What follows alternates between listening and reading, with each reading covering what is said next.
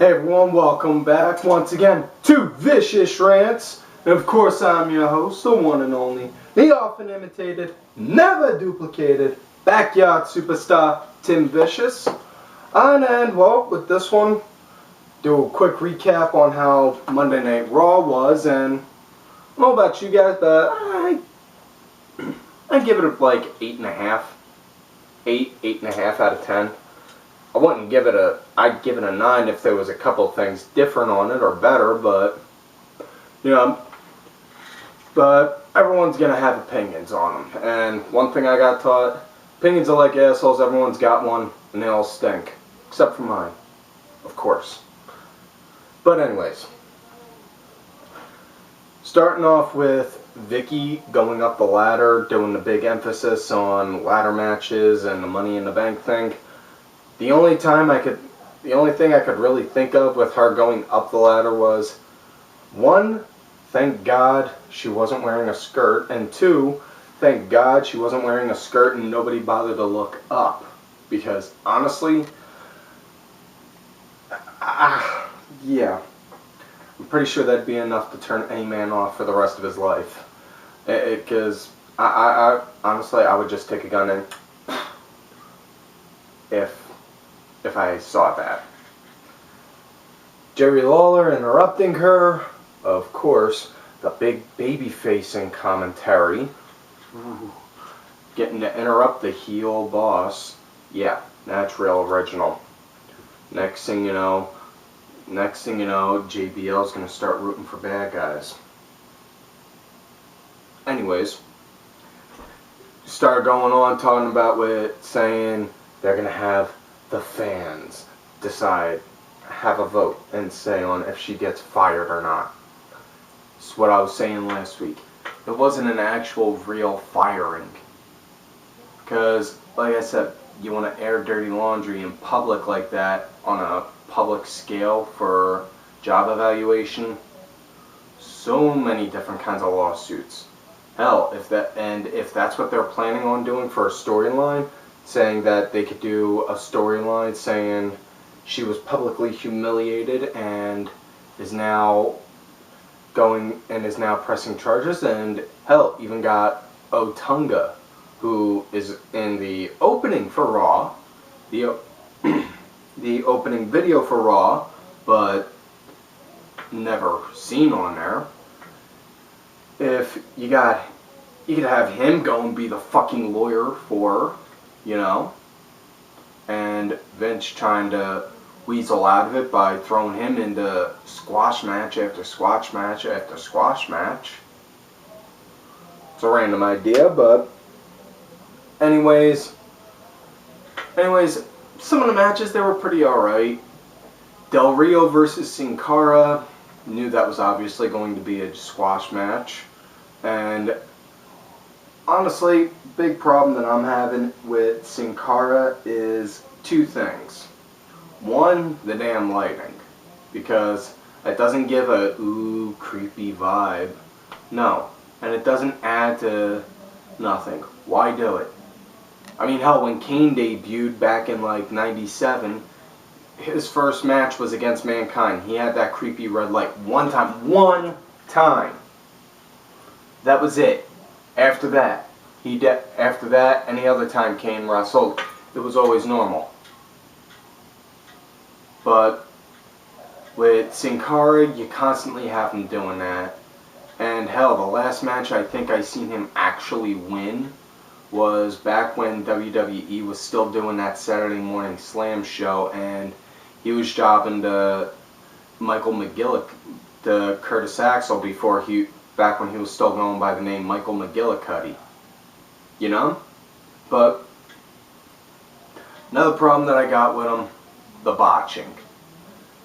He keeps botching a lot, and I don't know if it's because he's trying to adapt to what Vince wants for him to do, or if it's that he's having a hard time doing the lucha style with guys that are twice his size or what. But honestly, I really don't see him fitting in and panning out. I think he should, and it's rare I ever say this, But I think he should probably get the future endeavor speech and go back down and work in AAA. Go back, work down in AAA, or even yet, go work in TNA and he could be the new Suicide. But the only other good thing, the one good thing about that match was, about that Del Rio Sin Cara match, was Ziggler coming out and cutting a promo, trash talking him. Because it was actually interesting having somebody talking smack on them while you're in the middle of doing the match. You know? How often do you see somebody actually going, talking crap on them to the crowd while the match is going on? Because you always have the commentators talking, saying, oh, they're doing this move, oh, what a maneuver, oh, what a counter, things like that, but you never have a promo in the middle of a match.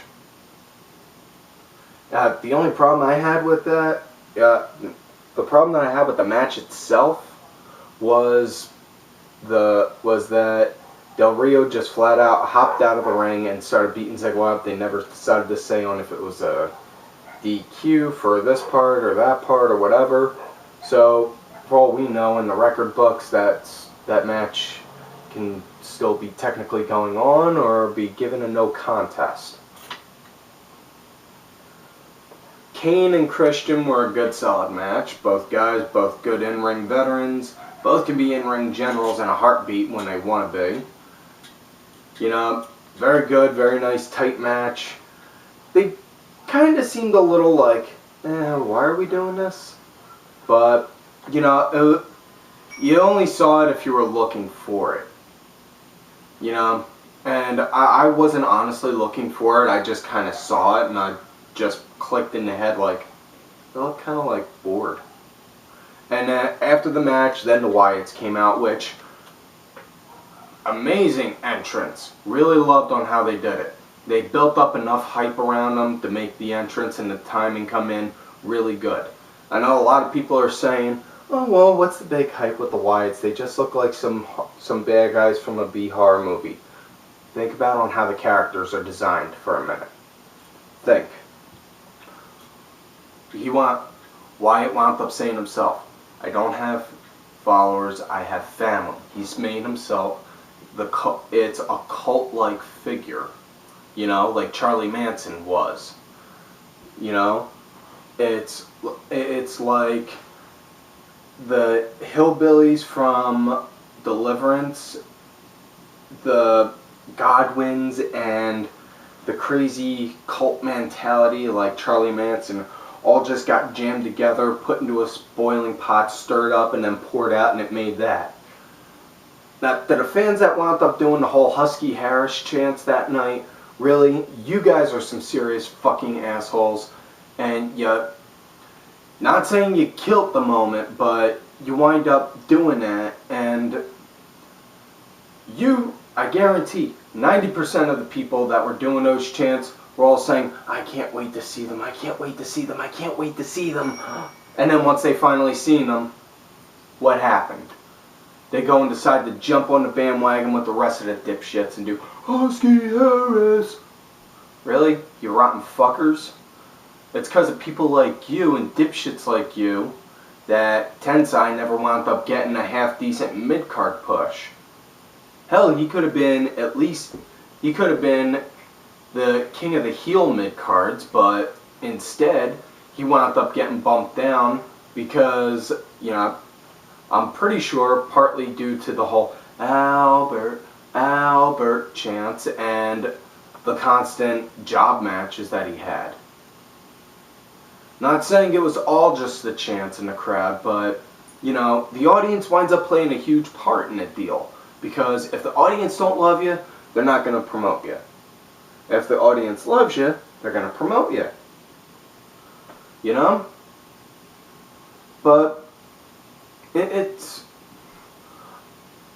I don't appreciate that. And I've had people go and throw the mayhem chants at me because, like I said before, I used to wrestle. Before I wrestled as Vicious, I used to go by the name Mayhem, so go ahead, I'll give you a minute to laugh. Go ahead, laugh. You done? Okay. I wrestled as Mayhem, and yeah, I got ripped on for it. I would get the Mayhem, Mayhem chants. But you know what? I did just like what Tensai and just like what Wyatt did. I kept quiet and I brushed it off and I acted like it wasn't even there. Why? Because I know better. Because I know, even though they're gonna say all that shit to me, it doesn't matter because I am gonna show them why I am the way I am and why I am that character. And did I? Yeah, I showed them. I was fucking vicious. And if you don't believe me, I can always show you on how I did my matches. I got a Singapore cane right there, and you give me a minute and I can grab a cheese grater for you and show you some really good times. Anyways, talk about some of the promos. The Henry Cena promo, you know, yeah, they're building up hype for their match. Oh, ooh, ooh, Big thing I'm actually excited on, they're building more hype on the emphasis of Money in the Bank matches. They're building up hype more on the gimmick matches for the gimmick pay-per-view. You know, that's what's good. I mean, this is what I touched on a while back, saying you got a gimmick pay-per-view, emphasize the gimmick. You know, like with Extreme Rules. They didn't really emphasize they had an Extreme Rules match, even though they had Randy versus Show in Extreme Rules. But this one, they're hyping up the Money in the Bank match like crazy. My money, not to beat a dead horse, but my money is gonna be on Daniel Bryan for the All-Star match. Bryan, and if not him, Punk or Christian. Those are the only guys I could really see actually winning it and see them deserving a win. Those three. Everyone else I think they just threw in there because they're like, okay, we need people to put in here that are good baby faces. So you, go. The World Heavyweight Championship match, very good. Pretty much filled with guys that I really like all around, except for that Swagger. Take out Swagger, you got Cesaro, Sandow, Cody, Wade Barrett, you got Fandango Hopper. Wait, no. Fandango Hopper, that's not it. That's too Little Mermaid. Like, Van Strudelmaker? Van Ding Dong? I don't know. Anyways, I don't like him. I don't see him winning. My money's on Cesaro, Barrett, and also Dean Ambrose. Those three guys. One of those three. If they don't, I'm breaking heads. I'm breaking heads and cracking skulls. The World Heavyweight Championship match. Del Rio Ziggler. Definitely saying Ziggy's winning, because if not, I'm just going to be very disappointed, because the man has earned that title. He got it. He had to drop it, probably because he had a legitimate concussion, and they couldn't risk him competing constantly. And it's not right. You know, like I said, you can use the World Heavyweight Championship for guys to build up to get to the WWE title, and for the guys that have already had the WWE title, then that are nearing retirement, have it. So use it as the before and after title for the WWE Championship. It makes sense.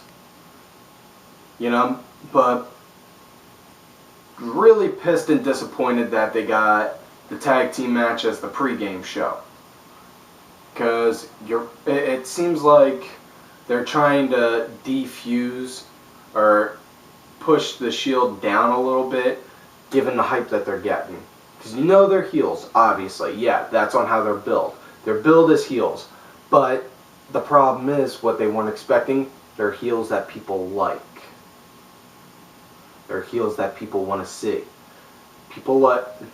Vince's idea. I'm pretty sure this is Vince's idea and formula for PG. Have the heels be the people that nobody likes. The ones that they whisper and point at saying, don't be like him, Billy. That guy's bad. Whereas the Shield comes in and you got the people doing, don't be like them, Billy. They're bad. Like, why are they bad? They're cool. Look at what they're doing. You know?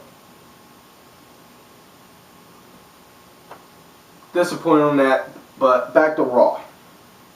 Back to what I was talking about with Raw. And you had the women's tag match. AJ and Alicia Fox against Layla and Caitlyn. Really kind of, not all that sure on the action that was going on in the ring. The spear was pretty good outside the ring, but other than that, you know, it really was like, okay, really, what's the point in this? And I just don't see it. You know? I mean, yeah, they're trying to rebuild the women's division, which is nice and good, but instead of having, like, girls that they normally get out of, like, swimsuit magazines and models and all, why not look into women's wrestling divisions, you know? Like, you know, like Glow or Shimmer. You know, things like that. That way you see, or something like that. That way you look at them and say, hey, when your contract's expired with them, you want to come and work for us? It's an idea, ain't it? But, hey, what do I know? Heaven forbid that I would have a far-fetched, crazy idea that could probably help them, you know? Anyways, the whole Vicky being fired thing was bullshit. Like the idea that they gave Brad Maddox the GM position, although I still think it would have been better if they'd have given it the GM position to me or Cranky Asshole, because that would have made one hell, we'd always wind up making one hell of a night. You know? Not only that, we give the people what they want. You know, but again, with it's all in all, Raw was pretty okay. The match that the Shield had with Tons of Funk, you knew on how that was going to go down. It was basically like a night of squash matches, except for Bryan and Sheamus, which was the match everyone wished happened at Mania 28. Punk and Orton, which I'm pretty sure was about 90% of WWE fangirls' wet dream come true, having them both in the ring at the same time. And Kane and Christian, those were the only 3 actual solid matches. The other matches were either what the fuck or squash. And the promos were actually pretty good this week, you know? It's showing that Tripp's taking a lot more control backstage, and it's starting to show a lot more that the people are actually moving a lot more fluid with their scriptings and what they're talking about. But anyways, gonna wrap this all up. Sorry, no music today, campers. Like I said last week, speakers are broke, so until I can get them fixed, I gotta fucking do this. I gotta do this with no music. So, like I always tell yous, make sure to like the video, subscribe to the channel, go back, watch all the other episodes. Look for me on Twitter at TimVicious. Look for all these cool ass cats right here on Twitter. KCat26, my brother from another mother. James Steele, JX2001. That Roxy Girl _ it's V bitch. James, Roxy, and Vicky all have YouTube channels. Make sure you check them out. I am Danny Sunday, Mucky Morris, Helen Robson 82, Meow _ Cakes, Jerry Soriano, Team Custom Made, Cranky Asshole, Stacy Impact W Fan, Legion Lady Aaron, Legion of Nerds. Also, make sure you check out Simply Sabrina and Wrestling with Subtitles. Also, don't forget also legionofnerds.com. And like I keep telling you, you love me great, you hate me, fuck yous.